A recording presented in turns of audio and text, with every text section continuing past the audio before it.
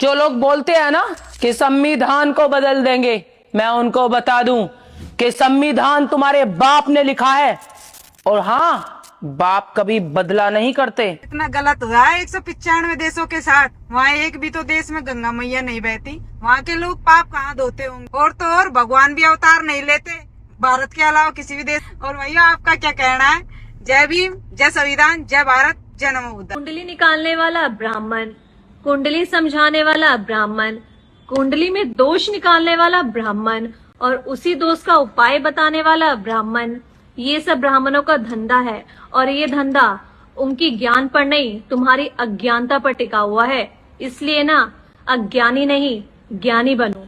जय भीम, जय भारत। आप लोग को एक चीज क्लियर कर देना चाह रही हूँ, जो मैंने अभी ब्राह्मण पे लाइन बोला है ना, वो लाइन कोई गलत नहीं बोला है मैंने। वो मैंने लाइन बिल्कुल 100% सच बोला है, ठीक है। ब्राह्मण हो के मैं सच बोल रही हूँ। ये लाइन जो सच्चाई है मैं वही बोलती हूँ, ठीक है। और बात रहा मेरा टाइटल, जो भारतीय मिश्रा मेरा टाइटल है मिश्रा, सो मैं आपको बता दूं कि मैं ब्राह्मण ही हूँ, ठीक है।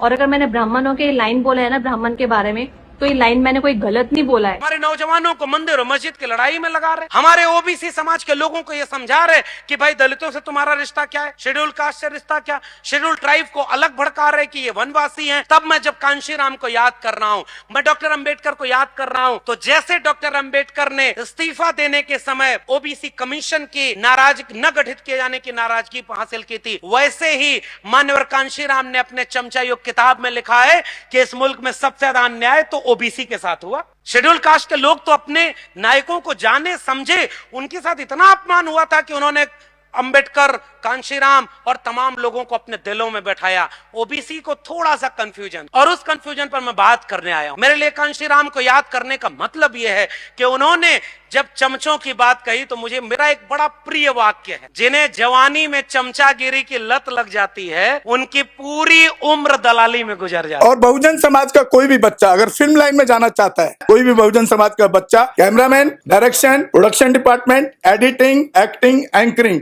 ये फ्री ऑफ कॉस्ट में सिखाने को तैयार। ऐसे सैकड़ों मनुवादियों को जेल भिजवा चुका हूं जो मेरे समाज पे मेरी बहन बेटियों पर अत्याचार करते। ना बिकता हूं, ना मुझे कोई खरीद सकता है, ना समझौता करता हूं, सिर्फ 18 घंटे काम करता हूं। जब तक बहुजन समाज के पीड़ित व्यक्ति को न्याय नहीं मिल जाता, तब तक मैं बाबा साहब के विचारों और संविधान पर चलता हूं। धर्म पढ़ाएंगे आपको, रामायण, महाभारत, गीता, बाइबल और कुरान। दोस्तों, आपको पढ़ना होगा भारत का संविधान।